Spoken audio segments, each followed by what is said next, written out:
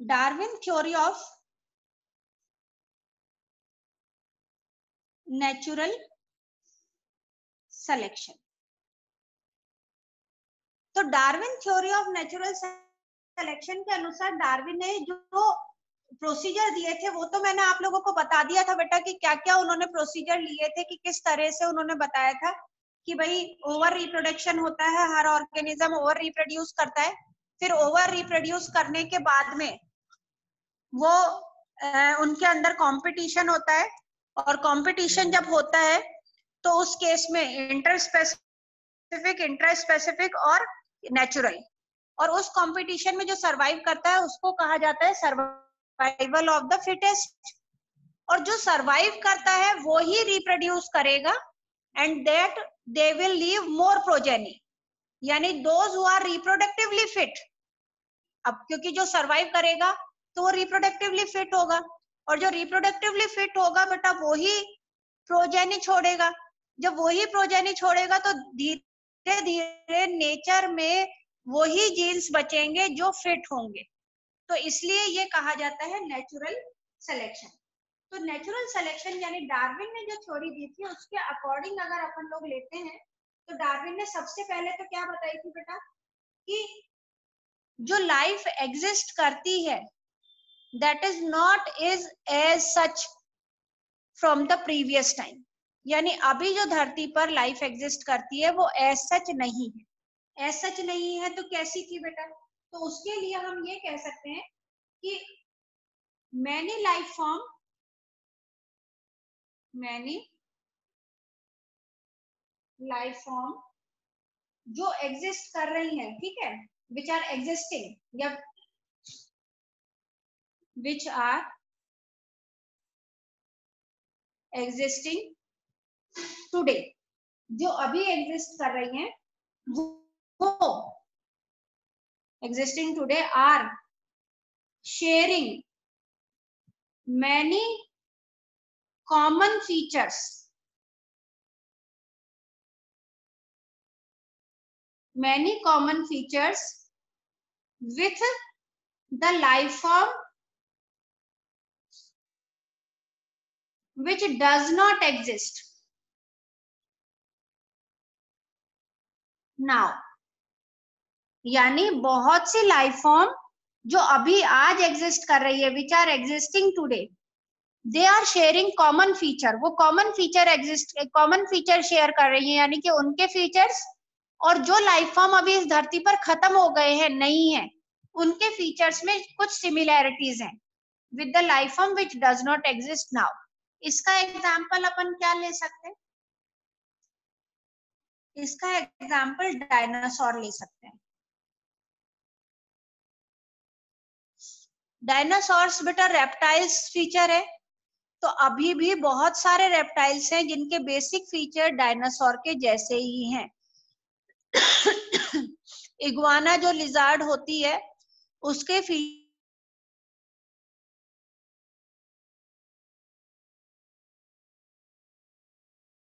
Dinosaur जैसे ही हैं। Lizard वो छिपकलियां थी, तो ये ठीक है। सेकंड उसने ये बताया कि द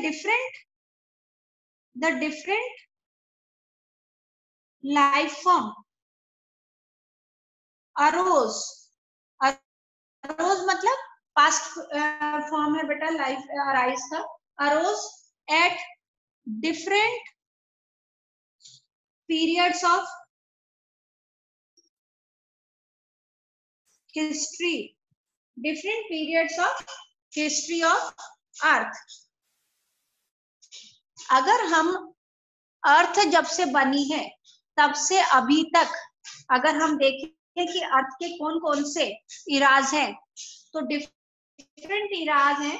जैसे हम सिंपली कह देते हैं कि कौन कौन से इरा हो गए, तो हम ये कह दें कि भाई जैसे डायनासोर जो थे वो जुरासिक इरा में थे बेटा, फिर कार्बोनिफेरस इरा था, डेवोनियन इरा था, ठीक है, क्रिटेशियस इरा है था, पर्मियन इरा था, डिफरेंट इराज हैं। जुरासिक इरा हमें इसलिए याद है क्योंकि इस पे मूवी बनी हुई है जुरासिक पार्क, जिसमें सारा डायनासोर्स का ही बात ले रखी थी।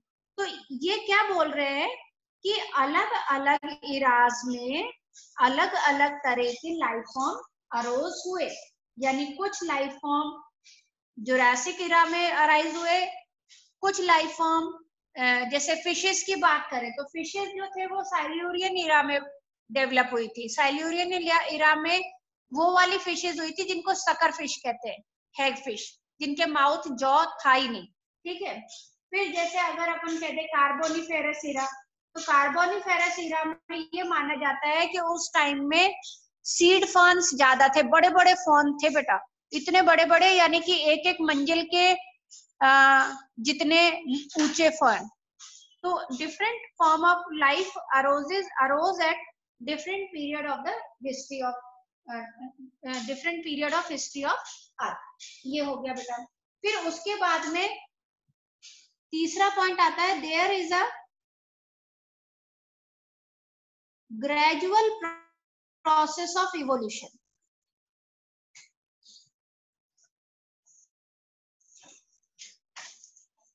यानी इवोल्यूशन का कैसा प्रोसेस है बेटा? ग्रेजुअल प्रोसेस है। ग्रेजुअल मतलब धीरे धीरे है। ये मैंने आपको पहले भी बताया था, जब हम हार्डी विनबर्ग प्रिंसिपल करेंगे तब बताऊंगी कि सडन और ग्रेजुअल में क्या डिफरेंस आता है। उसके बाद में नेक्स्ट हम लोग आते हैं बेटा, तो उसमें हम ये कहते हैं कोई भी पॉपुलेशन है ना, any population, fifth point, fourth point, any population have built-in variation. Any population have built-in variation in characteristic.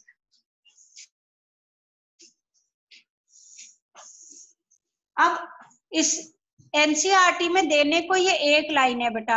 अब इस पे मेरा पूरा चैप्टर ये वाला मतलब पीरियड जो है तुम लोगों के साथ में, ये वाला सेशन पूरा इसी लाइन पे चला जाएगा।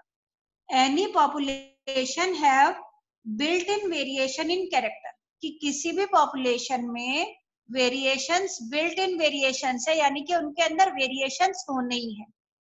तो कल निकिता ने एक क्वेश्चन पूछा था कि मैम इवोल्यूशनरी फोर्सेस क्या है, तब मैंने निकिता को कहा था कि बेटा मैं अभी ये डार्विन की जब थ्योरी करवाऊंगी तब इसमें मैं आप लोगों को बताऊंगी, बोला था ना निकिता मैंने आपको बेटा। तो वो जो निकिता ने इवोल्यूशनरी फोर्सेस जो बोला था, वो चीज अभी हमें यहाँ पे समझने की जरूरत है। तो यहाँ पे जो ये वर्ड आया है ना बेटा, बिल्ट इन वेरिएशन, या जिसको हम कह देते हैं इनबिल्ट, नहीं कहते हैं, कई लोग खरीदने जाते हैं ना अपन एसी, तो यूं कह देते हैं इसमें इनबिल्ट स्टेबलाइजर है। आजकल जितने भी फ्रिज आ रहे हैं सब में इनबिल्ट स्टेबलाइजर है। पहले जमाने के फ्रिज के ऊपर एक बड़ा सा डब्बा रखा जाता था बेटा, जो लाइट की फ्लक्चुएशन को कंट्रोल करता था, आजकल सब उसके अंदर ही है। तो अब इनबिल्ट वेरिएशन या बिल्ट इन वेरिएशन का क्या मीनिंग है? तो सिंपल सी चीज समझने की कोशिश करो कि इसका मीनिंग है कि भाई किसी भी पॉपुलेशन में वेरिएशन कैसे अराइज होता है, किसी भी पॉपुलेशन में वेरिएशन कैसे अराइज होता है। तो ये डार्विन ने कहा था कि हर पॉपुलेशन में वेरिएशन अपने आप अराइज होते हैं, बिल्ट इन वेरिएशन। अब वो वेरिएशन किस किस चीज से अराइज हो सकते हैं? पहला, तो डार्विन को नहीं पता था बेटा कि ये म्यूटेशन नाम की कोई चीज है, लेकिन उसने ये कहा था कि वेरिएशन अराइज हो जाता है। ये तो अब हमें पता चला है कि म्यूटेशन ऑल्सो ब्रिंग्स वेरिएशन। तो पहला built in variation, mutation. Second, genetic recombination. अब ये जेनेटिक रिकॉम्बिनेशन दो वजह से अराइज होते हैं बेटा। जेनेटिक रिकॉम्बिनेशन दो कौन कौन से वजह है बेटा? पहला रीजन तो है क्रॉसिंग ओवर। आप लोगों को पता है बेटा, जब गैमेट फॉर्मेशन होता है, मियोसिस होता है, उस टाइम में एक्सचेंज ऑफ जेनेटिक मटेरियल होता है, और इस एक्सचेंज ऑफ जेनेटिक मटेरियल की वजह से जेनेटिक रिकॉम्बिनेशन, नए कॉम्बिनेशन बनते हैं सेम क्रोमोसोम के अंदर। वो हो गया बेटा क्रॉसिंग ओवर। दूसरा होता है जिसको हम कहते हैं इंडिपेंडेंट असॉर्टमेंट, यानी नया कॉम्बिनेशन बन रहा है, और वो नया कॉम्बिनेशन किसकी वजह से बन रहा है बेटा? Independent assortment. इंडिपेंडेंट असॉर्टमेंट बोलते ही आप लोगों के दिमाग में capital Y small Y, capital R small R वाली चीज आ गई होगी बेटा, जिसमें हमने कहा था कि अगर गैमेट 4 तरह के बनते हैं, कैपिटल वाई और स्मॉल आर वाला, ये दोनों तो हो गए पेरेंटल टाइप, और ये जो बने थे कैपिटल वाई के साथ स्मॉल आर और स्मॉल वाई के साथ में कैपिटल आर, ये दोनों बने थे न्यू कॉम्बिनेशन। और ये न्यू कॉम्बिनेशन किस लिए बने? क्योंकि both the alleles are independently assorted. तो नेक्स्ट बिल्ट इन वेरिएशन किसकी वजह से आ सकता है बेटा? Independent assortment.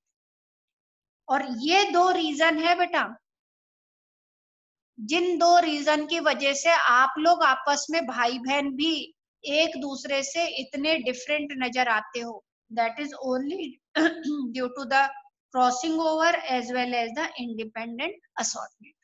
ये तो हो गया second built in variation. Third होता है बेटा जिसको कहा जाता है जेनेटिक ड्रिफ्ट। 10th क्लास में पढ़ा था बेटा। अरे मैडम 10th का तो भूल जाते हैं हम तो, 6 महीने पहले का भूल गए, 10th का कहाँ याद रखेंगे। जेनेटिक ड्रिफ्ट का मतलब होता है बेटा जब किसी पॉपुलेशन में से a small number of organism moves away, दूसरी जगह चले जाएं, एंड नेवर रिटर्न बैक, और वापस नहीं आए और वो वहीं पे ही रहने लग जाए, और तो उसको कहा जाता है जेनेटिक ड्रिफ्ट। और ये कई बार होता रहे कि भाई अभी गए कुछ पॉपुलेशन, फिर कुछ पॉपुलेशन किसी और दूसरी जगह चले गए, तो ये भी क्या करते हैं बेटा, अब जैसे मान लो हमारे पास कोई आइलैंड है जहां पे और कोई नहीं आ सकता, तो आदिवासी लोग होते हैं ना बेटा, आप लोगों ने अगर कभी डिस्कवरी चैनल वगैरह देखते हो, देखा करो बेटा, ये वैसे अभी टाइम कम मिलता है लेकिन छोटे छोटे जो है, मैंने कल सिकाडा वाला भेजा था, वो देखा बेटा आप लोगों ने? Yes, ये हाँ, ये ऐसे जो मुझे इंटरेस्टिंग लगते हैं वो मैं भेजती हूँ बेटा। 17 साल तक वो जमीन के अंदर रहते हैं, 17 साल के बाद निकलते हैं, और उसके बाद बस निकल के वो केवल मेटिंग करके एग देते हैं। क्या चाहिए? ये रहा मेरा पेन, ये रहा मेरे पास। हाँ नहीं तो ये मेरा ही है, चल ये ले ले ले ले ले। हाँ तो बेटा वो चीज था। खैर मैं यहाँ पे आपको ये बता रही हूँ जीन फ्लो। तो अगर कभी आप लोगों ने सुना हो, अंडमान निकोबार के बेटा बहुत सारे आइलैंड्स ऐसे हैं जिधर आपको अगर जाना है तो गवर्नमेंट अपनी ही बोट में लेके जाएगी, और शाम होने से पहले पहले वो वापस आपको उस आइलैंड से वापस ले आएगी घुमा फिरा के। वहां रहने नहीं देते, और ना ही उस आइलैंड पर कोई होटल बनने देते। क्यों? क्योंकि वहां पे वो आदिवासी लोग रह रहे हैं। उनका ये हाल है बेटा कि अगर आप लोग वहां चले गए, वो आपको किल कर देंगे, मार देंगे। वो अपने यहाँ पे किसी और इंट्रूडर को एंट्री ही नहीं करने देते। तो अगर उसी पॉपुलेशन में से कुछ लोग चले गए दूसरी जगह और वो वापस उधर नहीं आएंगे, तो उधर वो न्यू वेरिएशन, उधर के हैबिटेट के अकॉर्डिंग न्यू वेरिएशन डेवलप हो जाते हैं। जैसे मैं आपको एक बार शायद पहले भी बताया था बेटा, मॉरिशस जो जगह है ना, उधर मोस्ट ऑफ द लोग जो रहते हैं वो इंडियन ओरिजिन के। 18th सेंचुरी में, मतलब 1857 से पहले की बात बता रही हूँ और 1857 के बाद की। इंडिया से बिहार एरिया, बिहार से, क्योंकि पहले अंग्रेजों की राजधानी वही थी बेटा, बंगाल, वेस्ट बंगाल के पास में, तो वहां के और बिहार के लोगों को वो लोग लेके चले गए थे बेटा, और मॉरिशस में लेके चले गए, और वहां पे उन्होंने उनसे गन्ने की खेती करवाते थे। अब बेटा उनको बंधुआ मजदूर थे, वो तो स्लेव थे, वहां पे ले गए, मेल को भी ले गए, फीमेल्स को भी ले गए। क्यों ले गए भाई? उनका खाना कौन बना के देगा? फीमेल्स को भी ले गए। तो वो लोग वहां रहने लगे धीरे धीरे। भाई जब वहां पे रह रहे हो तो वो उनके बीच में मैरिजेस हो गई, उनके बच्चे हो गए। अब वो बच्चे भी उसी ग्रुप के ही हो गए, वो भी स्लेव हो गए। धीरे धीरे बेटा स्लेवरी खत्म हुई, अब वो वहीं पे ही रहने लग गए, क्योंकि उनको पता ही नहीं है कि 3 जनरेशन पहले हमारे फादर्स जो आए थे, फोर फादर्स, वो उनका क्या नाम था। अब जैसे मान लो मैं आपसे पूछूं तो आपको अपने दादा का नाम पता है बेटा, आपको अपने परदादा का नाम भी पता होगा, और आपको अपने परदादा के दादा का नाम नहीं पता होगा, लेकिन सरदादा का नाम पता हो।